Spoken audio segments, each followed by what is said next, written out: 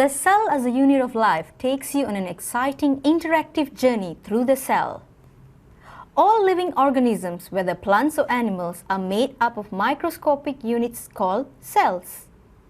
All organisms start their life with a single cell. So what is a cell? A cell is the structural and functional unit of all life form. You and I, we are all made out of cells.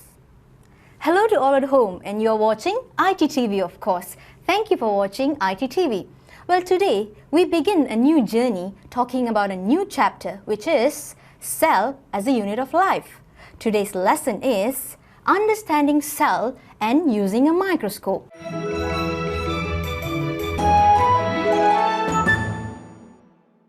So what actually makes the cell so special? Let's have a look at the features of cell. Cell is the basic unit of all living things. So cell actually comes in different size and shapes. They are long, short, oval, elongated, and some of them have got tails. All living organisms are made out of cells. So what are these living organisms actually? You and I, humans, and animals and plants. A cell is the smallest unit of a living thing. So cells can actually survive and function all by themselves. They can carry out different processes like respiration, growth, division, and excretion. Cells will die out eventually. All new cells are formed by division of other cells. Well, this division is actually called the process of mitosis.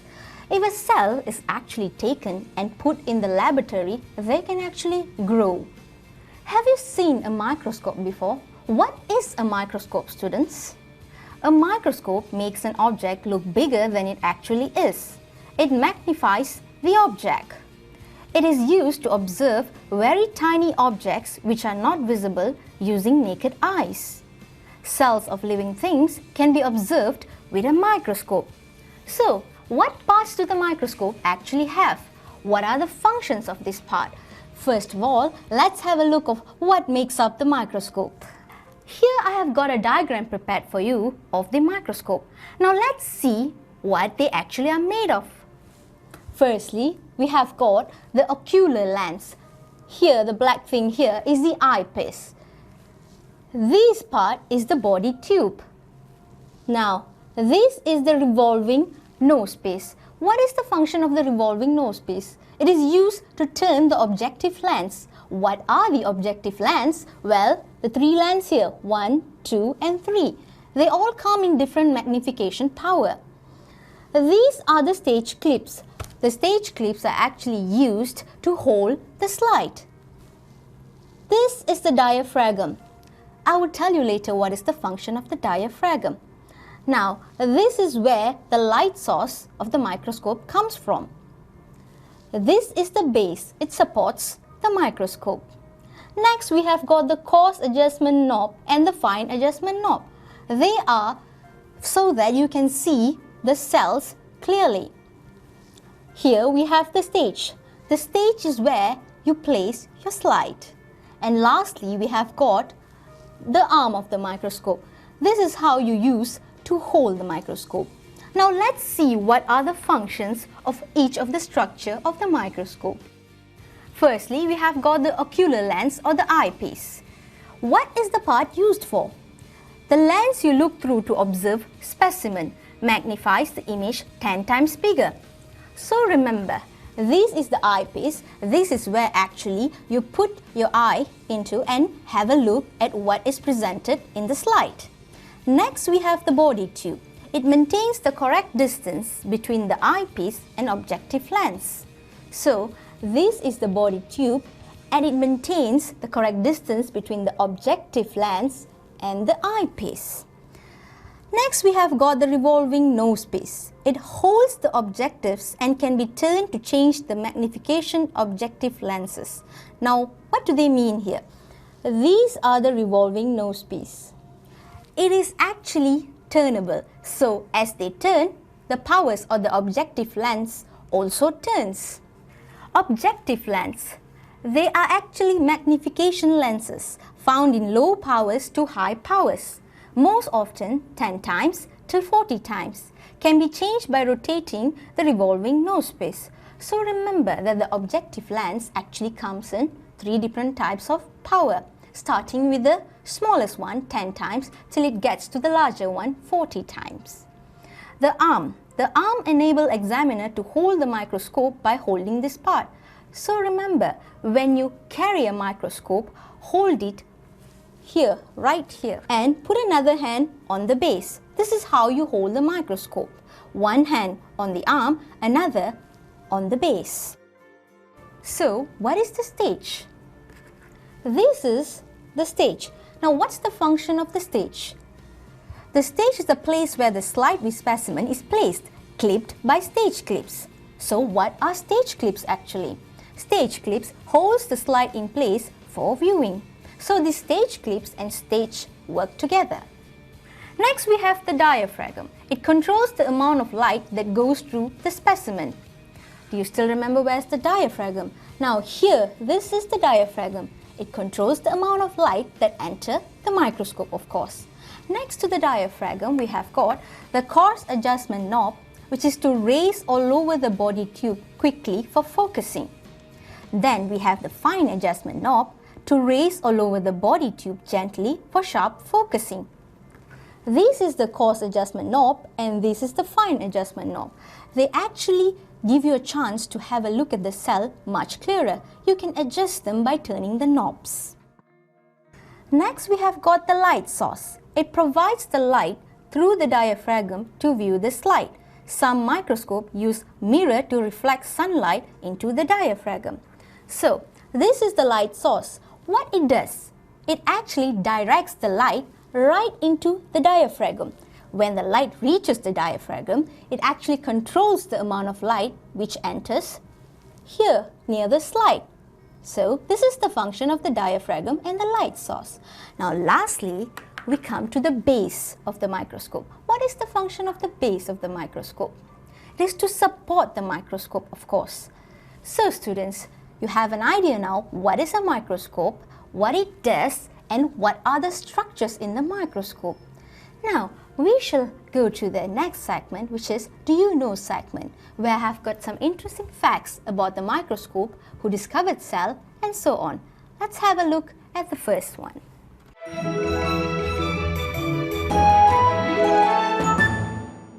Who is Robert Hooke? Now, have a look at this picture. This is a picture of Robert Hooke. What was his contribution to cell and the science of cell? Let's have a look. It was the British botanist Robert Hooke who in 1664, while examining a slice of bottle cork under a microscope, found its structure resembling the box-like living quarters of the monks in a monastery and coined the word cells. So now you have an idea of how cells actually came about. So what did Robert Hooke actually see? Let's have a look at the graphic. This was what Robert Hooke saw under his microscope. This is another example of a cork under the microscope. See how they have got spaces like the cell. Let's answer the next question. Who is Theodar Schwann? This is a portrait of Theodar Schwann. Now, what did he do that he became famous in cell in science? In 1839, Theodar Schwann, another German botanist, asserted that all plants and animals are made up of cells. So, Theodar Schwann came up with a theory that plants and animals all are made up of cells. So, let's have a look at the next question. Which is the biggest cell in our body? The biggest cell in our body are the megakaryocytes, a kind of blood cell, which have the diameter of 0.2 millimeter. They are found in the bone marrow and help to prevent bleeding. So what are megakaryocytes actually? They are young immature platelet cells. Platelet cells are used for blood clotting. Let's have a look at an example of megakaryocytes. These are the biggest cell in our body and this is an example of megakaryocyte. What's so special about brain cells? Let's have a look. On the other hand, brain cells are the smallest and longest living cell in our body. So remember, the smallest cell are the brain cells, the largest cell are the megakaryocytes. So now you know who is Theodar Schwann, what did Robert Hooke do, which is the largest cell and which is the smallest cell in our body. Enough about the cell, let's move over to know how to use the microscope. Firstly, when moving your microscope, always carry it with both hands. So remember, one hand you hold the arm, another you hold the base. So this gives maximum support for the microscope. Turn the revolving nosepiece so that the lowest objective lens is clicked into the position. This is the shortest objective lens. So remember, the smallest one is the shortest objective lens. Your microscope slide should be prepared with a cover slip or a cover glass over the specimen. Place the microscope slide on the stage and fasten it with the stage clips. Now, why do you have to cover the slide with a cover slip? So that when you lower your objective lens, they do not touch the specimen. This is to protect your objective lens. This figure here, or this picture or diagram, actually shows you the way you should carry your microscope. Look at the objective lens and the stage from the side and turn the coarse focus knob so that the objective lens moves downward. So this is a picture here showing how you should actually adjust the coarse adjustment knob. Now look through the eyepiece and adjust the illuminator or mirror and diaphragm for the greatest amount of light. So what are they actually doing here? They're actually trying to catch the maximum amount of light using the light source and the diaphragm. Remember earlier what I told you. The light source captures the light and directs it to the diaphragm. The diaphragm controls the amount of light that enters the microscope. Slowly turn the coarse adjustment so that the objective lens goes up away from the slide. Continue until the image comes into focus. Use the fine adjustment if available for fine focusing. So firstly, what you do, use the coarse adjustment knob. Then, if you can't see the object clearer, use the fine adjustment knob. Do not start with the fine adjustment knob first. Now, you should be able to change to the next objective lenses with only minimum use of the focusing adjustment. Use the fine adjustment if available. If you can't focus on your specimen, adjust with the coarse and fine adjusting knobs with the higher power objective lens. Do not allow the objective lens to touch the slide. So simple. Firstly, what you do, get the light, then adjust with the coarse adjustment knob. Next, adjust with the fine adjustment knob. While you're doing this, if you still can't see the object, you change the power lens from 10 times magnification power to 40 times. Always start from the smallest one. So, what is it that you should keep in your mind when you're using a microscope? What are the steps and how do you prevent the microscope from being spoiled? Here are a few tips. The first one. When moving your microscope, always carry it with both hands. Your microscope slide should be prepared with a cover slip. Now, what is the function of the cover slip? It is so that your objective lens do not touch your specimen. You're protecting your objective lens here. Next, do not allow the objective lens to touch the slide, as I told you earlier. Look through the eyepiece with one eye and keep the other open. This helps to avoid eye strain. So, keep both eyes open. Do not close one and look into the microscope with another. Avoid eye strain. Remember, everything is upside down and backwards. When you move the slide to the right, the image goes to the left. So remember, when you move your slide to the left, it goes to the right. If you move it to the right, it goes to the left. When you adjust the slide upwards, it's actually going downwards. Do not touch the glass part of the lenses with your fingers. Use only special lens paper to clean the lenses. So remember, do not meddle with the microscope with your fingers. Make sure when you clean them, use clean papers. When finished, raise the tube or lower the stage. Click the lower power lens into position and remove the slide. Always leave the microscope in the position of the lowest power and lower the body tube and the stage into place. And lastly, what is the last tip here for the day? Always keep your microscope covered when not in use. Dust is the #1 enemy. So remember, never get your microscope dusty. So did you understand how to use the microscope and what are the steps involved in using them and how to protect your microscope from spoiling earlier? Okay, shall we move over to the segment of exam lab to see a few spotted questions for cell as a unit of life?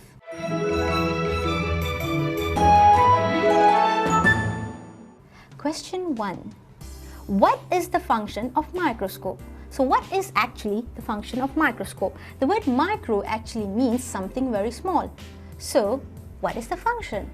It magnifies object. It is used to view very tiny objects. So now you know what's the function of a microscope. It is used to view very small tiny objects like the cell. Question 2. Which of the following is not true about cells? A. Cells of living things exist in different sizes and shapes. B. All living organisms are made out of cells. C. A cell cannot survive and function on its own. And D. It can carry out life processes such as respiration, division, excretion, and growth. Well, we know that cell comes in different sizes and shapes. They have got tails, they are elongated, they are long, they are short, and they are oval. So, what do you think is the correct answer here? What is not true about the cell? The correct answer is C. A cell cannot survive and function on its own. Well, we all know that the cell is the basic unit of life. So, of course, students, they can function and survive on their own. When they can carry out respiration process and division and growth, why can't they survive by themselves? Let's see question 3. What is the function of diaphragm in a microscope? What do you think? Earlier I told you nearly so many times what is the function of the diaphragm. It has got something to do with light. So what is the function? It controls the amount of light that goes through the specimen. So remember, the light source gives the light and the diaphragm controls the amount of light entering the microscope. Simple as that. Let's see question 4. Which of the following is not a way to handle the microscope? A. Do not touch the glass part of the lenses with your fingers. Use only special lens paper to clean the lenses. B. When finished, raise the tube or lower the stage. Click the low power lens into position and remove the slide. C. Do not cover the microscope when not in use. And D. When moving your microscope, always carry it with both hands. Well, we know that when we move the microscope, we need to use both our hands, left and right. So, what do you think is the correct answer here? Is it A. Do not touch the glass part of lenses with your finger? Or is it C. Do not cover the microscope when not in use? Let's see the correct answer. The correct answer is C. Do not cover the microscope when not in use. Now, this is a wrong way to handle the microscope. It is important that you always cover your microscope because you remember why, students? Dust is the #1 enemy of the microscope. Always keep your microscope clean. Then you can see a clear picture of the cells. Now, these were 4 different questions which I prepared for you to know better about the cell and microscope. So, did you understand about the cell and the microscope? Let's move over to the summary and do a quick recap of the lesson today.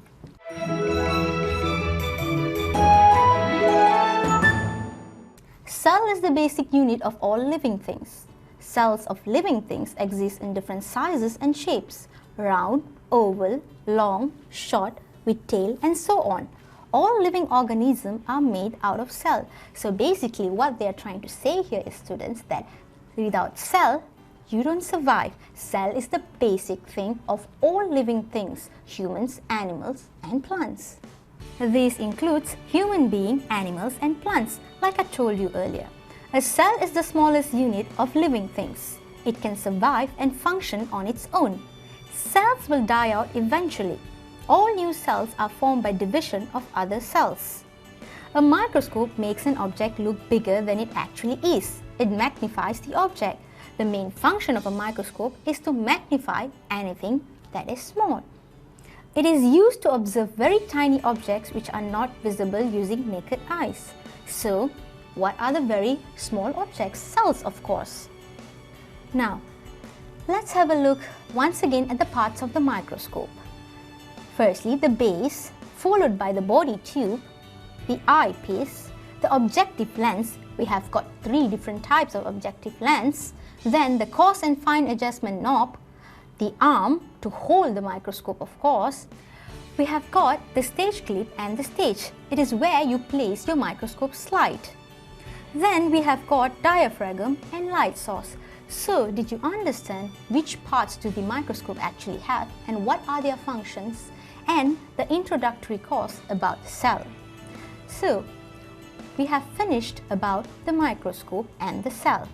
That is all for today, students. You're watching iTTV and thank you for watching iTTV. I'll catch you soon in our next lesson to talk in detail about animal cells and plant cells. Till then, take care and bye.